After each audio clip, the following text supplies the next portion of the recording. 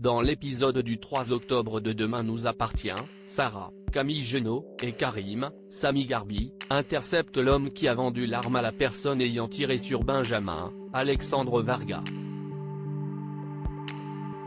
Il leur décrit une femme petite, brune aux cheveux longs qui n'avait pas l'air d'une professionnelle, et qui a payé en crypto-monnaie. La piste des cheveux ne leur apprend rien puisqu'ils se rendent compte qu'il s'agit d'une perruque. Peu après, Benjamin quitte l'hôpital et va étudier les dossiers des suspects potentiels avec Lisa, Naïma Rodrigue. S'il repère une femme qui pourrait vouloir se venger de lui, la piste n'aboutit pas et les enquêteurs trouvent des alibis pour toutes les autres suspectes, les renvoyant à la case départ. Lisa décide d'explorer une autre piste car elle a remarqué que la tireuse se trouvait très loin de Benjamin et aurait pu se rapprocher de lui. Son hypothèse est que la tireuse visait quelqu'un d'autre et a pensé avoir abattu sa cible avant de voir qu'Adrien avait été témoin de la scène et de le poursuivre. La police penche désormais pour un règlement de compte. De son côté, Damien, Adrien Robe, a trouvé un logiciel qui lui a permis de nettoyer la piste audio sur laquelle on entend une femme appeler les secours après que Benjamin se soit fait tirer dessus. Présent dans le bureau de Damien quand il écoute le message, Nordine, Youssef Agal, reconnaît la voix, il s'agit de Sophie Novak, Carole Bianic, son ex.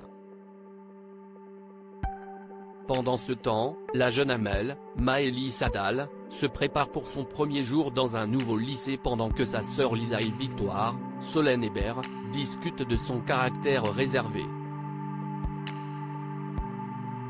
Lisa craint de prendre trop de place à côté de sa sœur qui intériorise beaucoup, mais sa cousine la rassure. Alors qu'elle assiste à son premier cours avec François, Emmanuel Moire, Amel se fait d'ailleurs déjà remarquer en faisant tomber sa trousse et en se cognant avec Adam, Alain Lebar, qui s'est penché en même temps qu'elle pour lui ramasser. Quant à Lisa, elle a l'esprit occupé ailleurs puisqu'elle retrouve Victoire en fin de journée qui lui pose des questions sur sa vie amoureuse. Lisa dévoile alors, sans grande surprise, en pincée pour Martin, Franck Monsigny. Que se passe-t-il entre Marianne et Sébastien? Enfin le procureur Perrault, Xavier Deluca profite d'un moment avec sa petite fille pour faire une séance shopping avec Camille, Elisa et Zédine, qui lui demande si cette soudaine envie de renouveau vestimentaire est liée à une nouvelle femme dans sa vie. Sébastien répond par la négative, et il donne la même réponse à sa fille lorsque cette dernière lui pose la question à son tour. Peu après, Perrault se retrouve à l'hôpital et montre sa tenue à Marianne Luce-Mouchel, devant une Chloé, Ingrid Chauvin, étonnée que sa mère connaisse et tutoie le procureur. Voyant où sa fille veut en venir, Marianne invite Chloé à ne pas se faire d'idées et insinuer qu'elle a une aventure avec Sébastien.